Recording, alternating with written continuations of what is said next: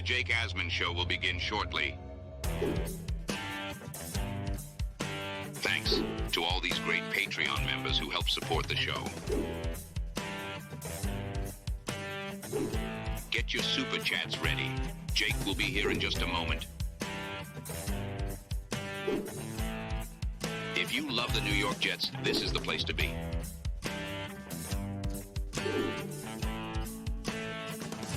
And now, the Jake Asman Show. We just hit over 37,000 subscribers here on the Jake Asman YouTube channel. And to celebrate, Jets Pro Bowl punter Thomas Morstead is going to join the show. So, Jet fans, let's hit it and get it started. Man, our Jets are primed for a historic season.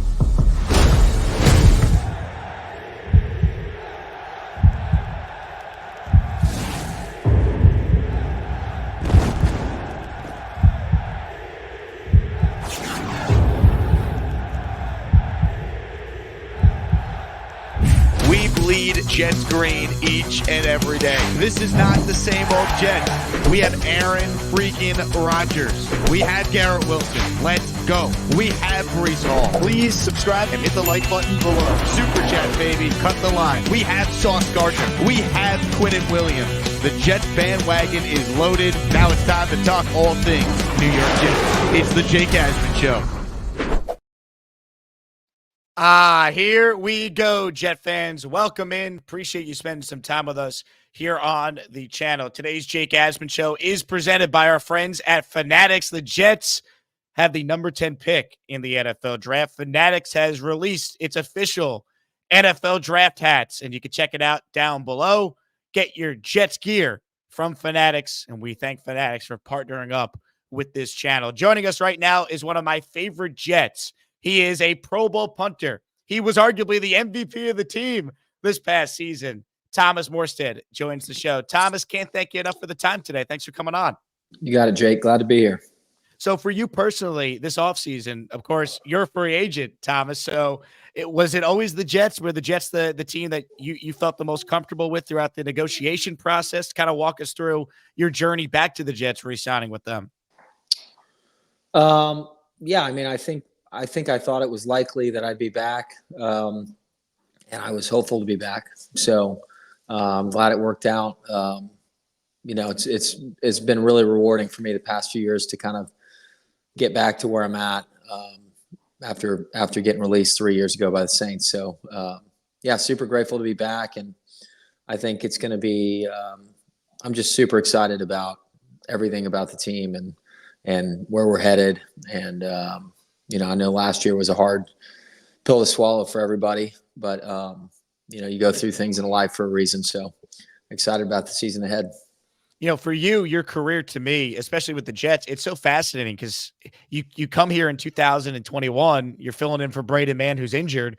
And it was a major regret, I felt like, by the Jets letting you go in the first place. So then you find yourself back to the team last year. What was it like kind of being back with the Jets? Same head coach, but a lot of new familiar or new teammates, I should say, and a couple familiar faces, but obviously a lot of things were different than your first stint with the team.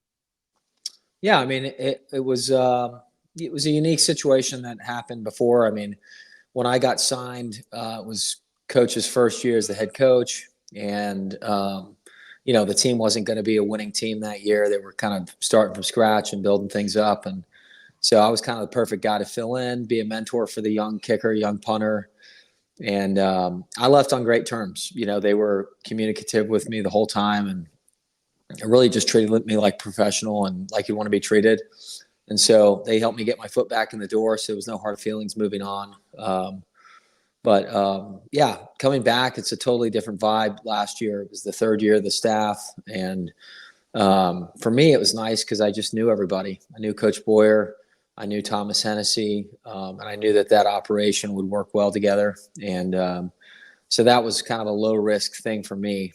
And I was very excited to join the team, obviously. So, every year is a new year, and you never know how it's going to go, obviously. But, yeah, and it was great to be back last year, and I kind of feel like I found a second football home, which I didn't think would ever happen again. So it's really cool. Well, Jet fans certainly are thrilled you're back. I remember earlier this offseason, Aaron Rodgers was a guest on the Cam Haines podcast, and he specifically shouted both you and Greg Zuerlein as two players he wanted to see the Jets bring back. So, one, what did it mean to hear your quarterback speak about you the way he did that day? And obviously, bringing yourself back and Greg Zuerlein back, how important do you think that is now for the Jets going forward? Well, number one, it's cool anytime a teammate steps out and is encouraging and kind of soliciting for certain teammates to be back. So that was super cool. And I think us coming back, how important is the team showed you how important it was. They got it done immediately, and it's. I think for just speaking on Aaron's behalf, I think he probably thinks he has another Super Bowl or two if it wasn't for some special team blunders in championship games of his past career. So he knows the importance of special teams and having stable, consistent performers.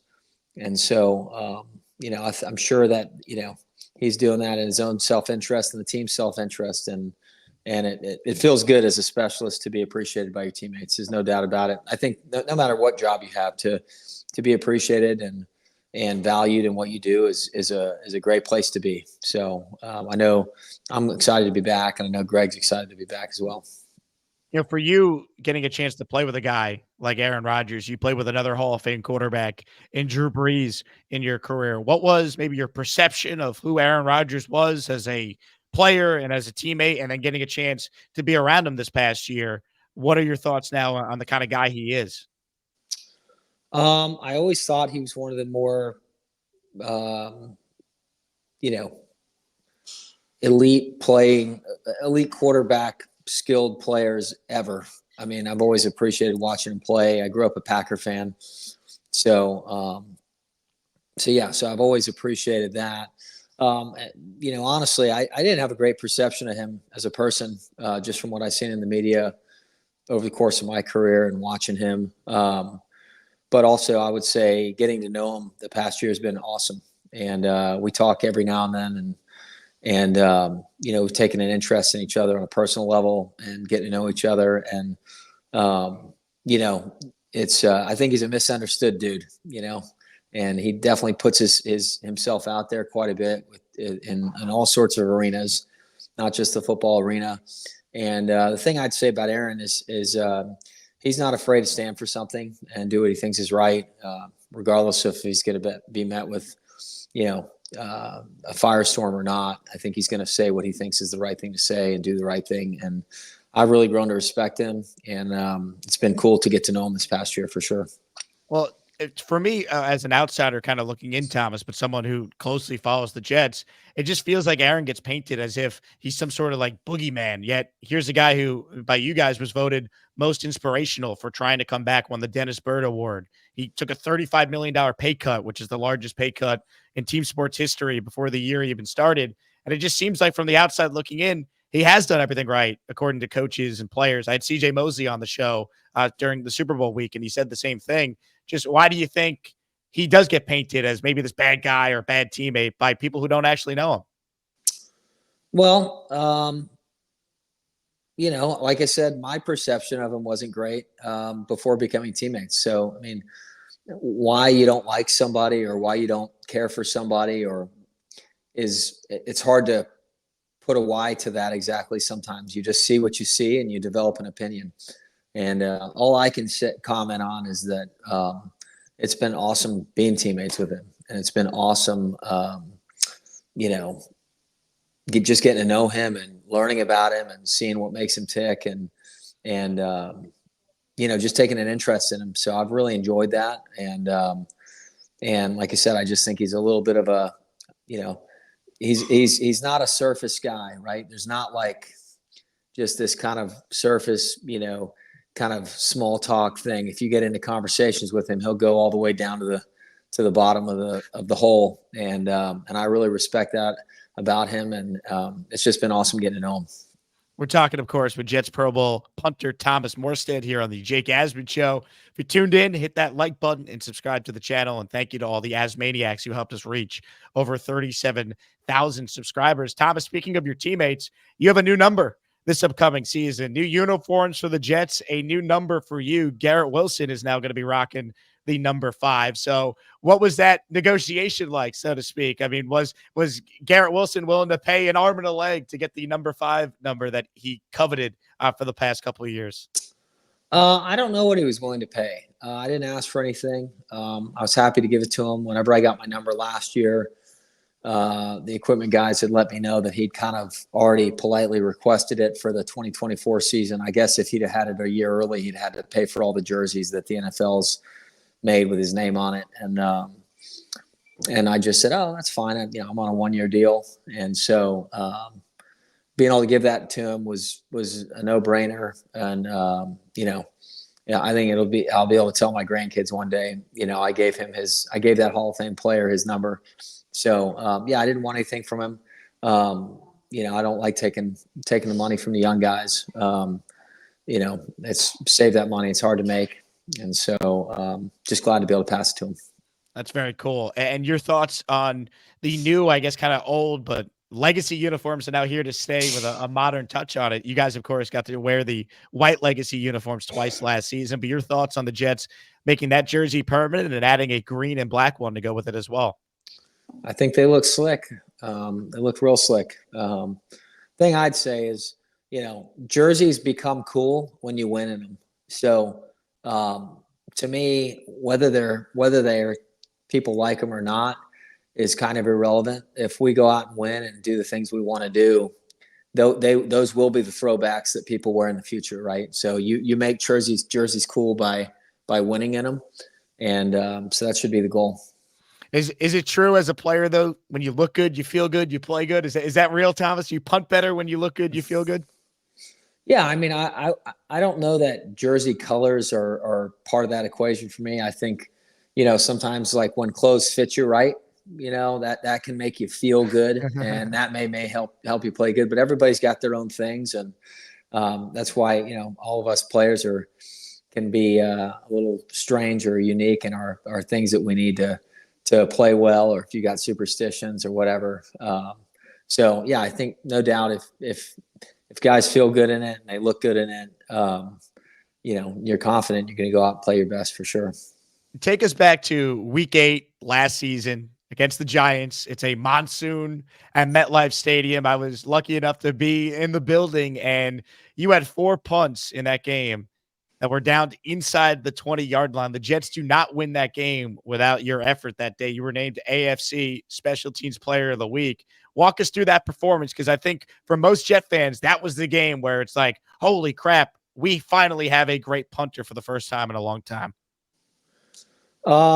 Yeah, I mean, it was, you're never hoping to punt 11 times in a game. And it was definitely wet and windy and just kind of, not great conditions, but that can be New York somewhat frequently. So just part of the deal.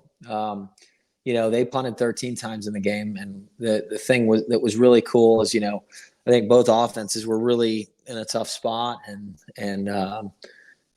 we're having trouble moving the ball that game. And so I think by us continually, pinning them back deep, it really helped from the standpoint that they almost took no risk at all.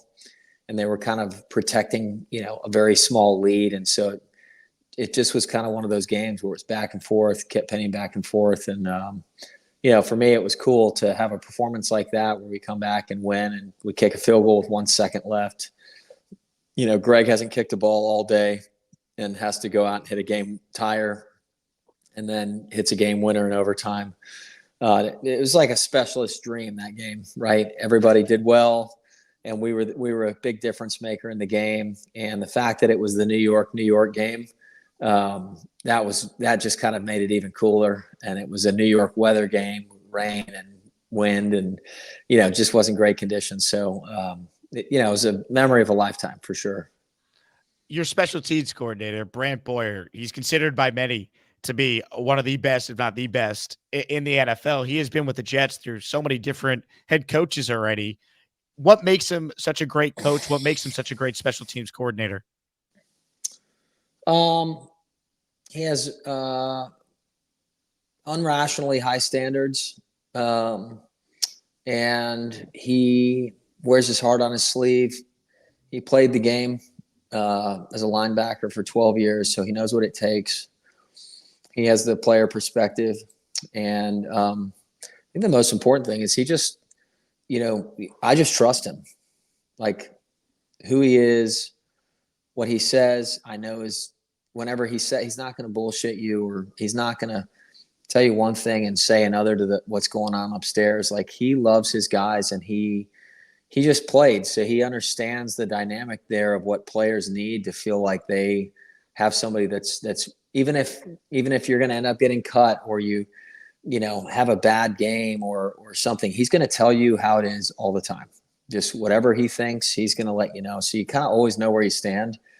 And I think players just love being around coaches that are like that. Like we can handle the bad news or the negative news or not meeting expectations, but it's whenever you don't really know where you stand and you're kind of trying to figure it out and you don't trust that. It's hard enough to win when you do trust, right? So having that 100% trust is just it's glaring when you have not had it, and then you do have it, and you can see the difference. It just allows you to be your best version of yourself. So, on that note, I thought, as a Jet fan, it was so cool to see you come to, the Jets and the Jets organization's defense after Mecole Hardman said what he said about the Jets organization on that podcast. You came out and you responded on Twitter and said, quote, "Be careful getting information from a disgruntled former employee. Getting beat out by a rookie free agent after being guaranteed millions of dollars is tough to deal with. Entitlement is a killer of opportunity. You have to earn it every year." Why to you was it so important to stick up for your teammates, your coaches, and respond to what Mecole said earlier this offseason? If I had a way of perfectly articulating that, I would. I think at some point if you feel like somebody's crossed the line and they've encroached far enough, you just kind of stand up and you say, "All right, that's enough." That's just as easy of a way as I can explain that. I saw what he said specifically about Coach Boyer, and I just didn't like it, and I didn't think it was fair, and I just thought I'd say something. So that's all I'll say about that. It's well said, and it certainly was appreciated by this fan base. In your career, Thomas, you've been a part of some incredible games, incredible moments. Is there one game above everything else that stands out? I'm guessing it's the Super Bowl, but I feel like I have to ask the question anyway. No, it wouldn't be the Super Bowl. No. Really? I mean, I certainly remember the game and what an experience it was, but it's not as far as experiences, it's not, I wouldn't say it's even in my top 3 or 4. Winning the NFC Championship game my rookie year in New Orleans is probably the number one, just the most unbelievable experience I've ever been a part of. I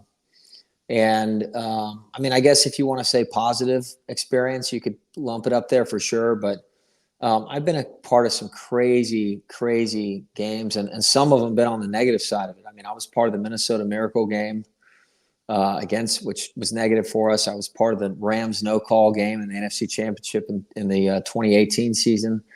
And being a part of that game in the Dome, in that environment, New Orleans was wild. I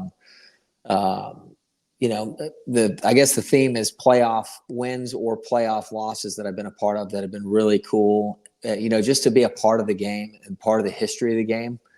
I remember playing in a playoff game in 2013 playoffs, and it was just like the perfect storm came through. It was horrible conditions, and just being a part of that game, we ended up losing that. It was part of the Beastquake game in 2010 up in Seattle. So a lot of memorable, maybe on the negative side of the coin experiences. But I think as the older you get, you appreciate having just been a part of the history of the game. And, I think cool experiences that I've had with the Jets. I mean, I remember being part of the Mike White game. And I remember in that game thinking, this is crazy. Like, this will be an NFL Films episode one day. So getting to be a part of that, being a part of the opening kickoff game last year when Aaron went down and we fought our asses off and came back and won that game. That was a really awesome experience. Beating Philly last year was really cool. So I've been a part of a lot of, I mean, I could go through them. My career is too long and we don't have enough time, but lots of cool things that I remember about my career and like I said, good and bad results, but I've enjoyed being a part of it all. You bring up your career. Of course, it's draft week. A lot of Jet fans certainly excited about what they could potentially do in this year's draft. You were a 5th-round pick in 2009. What was your draft experience like, and what piece of advice would you give to anyone who's going through what you obviously went through at the beginning of your career in the NFL? I think having expectations leads to disappointment as far as things that are out of your control, and you can't control if teams pick you. So I think just enjoy the experience as best you can, even if you don't go where you thought you'd go or what round you thought you'd go. Just being a part of it. You only get drafted once if you do get drafted. And so just being a part of that is I had a great experience with it. I was on the clock, and my agent had told me the day before that he thought I'd go in the 4th to 5th round to the Saints or the Colts. And Philadelphia's on the clock, and I get a phone call, and they had worked me out. So I think I'm going to Philly, but I didn't realize the 504 area code was New Orleans. And the Saints GM Mickey Loomis was on the phone, and he said, "Hey, how'd you like to punt in a dome for the rest of your career?" And I thought, that sounds pretty nice. And I'm from Houston, so it's about a 5.5-hour drive down the interstate. So it was about as close as I could have been. And I, had family there with me. So it was really, really a cool experience, cool moment. Had a few friends with me as well, and just really soaked it in. It was a great experience. That's well said. Now, a couple of quick hitters for you before we wrap up. Earlier this offseason, it was announced that Justin Hardy was leaving the Jets. He signed the deal with the Browns. Your thoughts on that? Because I know he, of course, was a big-time, gunner for this team the last couple of years. You worked with him closely. So your thoughts on seeing Justin Hardy leave and who potentially on this team right now could step up and fill in on that role? Yeah, I'm happy for Justin. Sad for us. He's from Cleveland, so that's cool for him to be kind of going home, so to speak. But great relationship with Justin.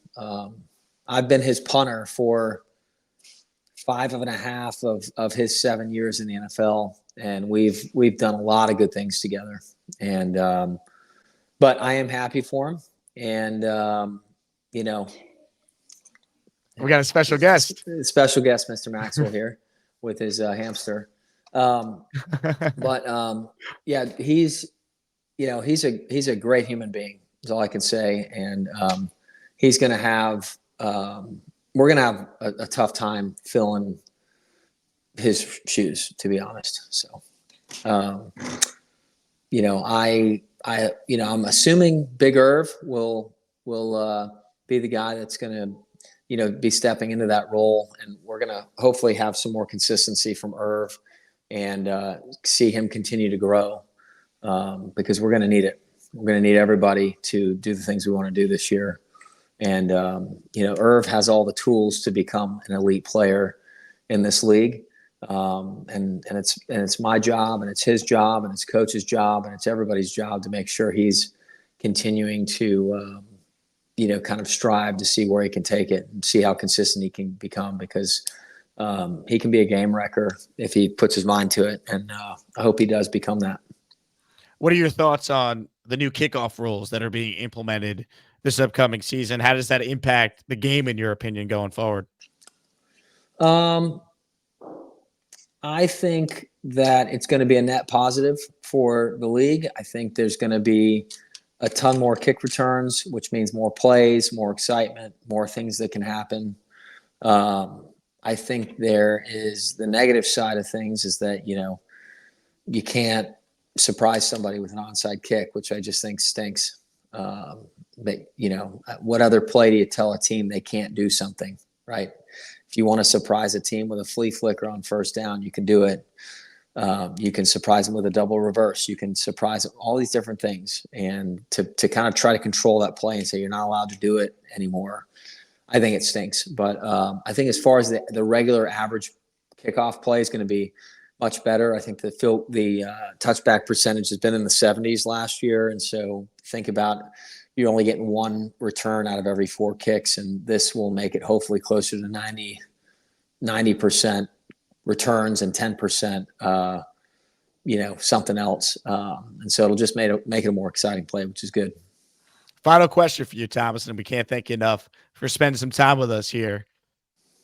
Last year, you had to punt a lot. All right. I think every Jet fan watched it. The players, you guys knew it. The offense, of course, after losing Aaron, just never really got going. Are you excited about the potential of not having to punt nearly as much if the Jets offense is humming and there's way less 3-and-outs, way less punting opportunities, and more touchdowns being scored? Yeah, I think, the way I look at it is as long as every drive ends in a special teams play, we'll be okay. And so I've been on a good playoff team where we've punted, 40 something times, and I've been on a good playoff team where we punted 60 something times. So it's not so important. Obviously if you're punting 99 times like last year, that's not good. But, I've won games where I punted 10 times or 11 times. I've lost games where I've punted once, so to me, it's about not turning the ball over and controlling the game. And so, yeah, I think if we can be in that sweet spot of, 50 to 60 punts in a season, and more importantly, Aaron is super stingy with that football and not having a bunch of turnovers like he's historically done. I think that recipe right there, if you just said that, hey, we were on his career average for, interception rate and we weren't fumbling the ball and we were punting when we did move the ball. If we just do that all season long, I think we're going to win a lot of games. So hopefully that'll be the case. Well, we learned last year, Thomas, that not only can you punt, you could play quarterback, as we saw in that game against Buffalo last year. Could Aaron play punter, though? Because you could play quarterback, but could Aaron punt? I think Aaron would probably be a better backup than I would be at his position. Let's say that. So the last thing I want to do is try to anybody even jokingly compare me to Aaron as a quarterback, because that'll be a disaster for me. But it was super cool to get to throw a ball for the first time in my career last year and to complete it. And we actually scored points on the drive up in Buffalo. So it was kind of a bucket list thing for me to get to do. So maybe we'll do it again at some point. Never say never. Were you nervous before you throw it, by the way? I mean, what's going through your mind as that play's called and oh crap, I got to throw here? I had nerves is how I would say it. So maybe it's just the way I think about it and have more of a positive spin, right? Are you anxious or are you excited? Those are the same things happening to you physiologically, right? It's just more of your mindset about it. Look, in that particular game, Coach Boyer had seen something that was a pretty high percentage as far as the look we were going to get, and so that gave me confidence to just let it go, let it rip, and so yeah, I'm really glad we did it. It was fun to be a part of. He's Thomas Morstead, Jets Pro Bowl punter, kind enough with his time on the show. Thomas, this was great. We're so pumped for this upcoming season. We're so glad that both you and Greg Zuerlein are back with the team. And, hopefully this upcoming year goes a lot better than last year. And, with a player like yourself coming back, who's a big part of it, we're certainly excited, man. So thanks so much for coming on the show. You got it. Thanks for having me, Jake. He's Thomas Morstead. My name is Jake Asman. Quick break. We're back with more. Hit the like button, subscribe to the channel, and thanks again to Thomas for joining us here on the program.